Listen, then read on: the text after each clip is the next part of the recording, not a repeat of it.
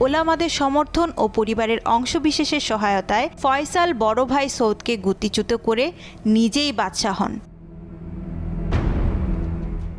বাদশাহ ফয়সাল ক্ষমতায় আসার পর বহু সংস্কারমূলক পদক্ষেপ নেন। আন্তর্জাতিক অঙ্গনেও সৌদি আরবের মর্যাদা বৃদ্ধিতে গুরুত্বপূর্ণ ভূমিকা রাখেন। কিন্তু 1975 সালের 25 মার্চ এক অনুষ্ঠানে তারই ভাইপো প্রিন্স ফয়সাল বিন মুসাইদ প্রকাশ্যে গুলি চালিয়ে তাকে হত্যা করেন। এ ঘটনায় রাজপরিবারের অভ্যন্তরীণ দ্বন্দ্ব বিশ্ব দৃষ্টিতে স্পষ্ট হয়। একটি প্রভাবশালী পরিবারের ভেতরের ক্ষমতার সংঘাত কতটা সহিংস হতে পারে, এই হত্যাকাণ্ড তারই জ্বলন্ত প্রমাণ।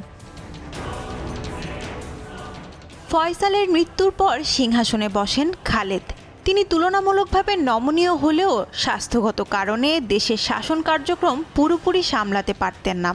ফলে পর্দার আড়ালে শক্তিশালী কিছু প্রিন্স, বিশেষ করে একই মায়ের গর্ভে জন্ম নেওয়া 7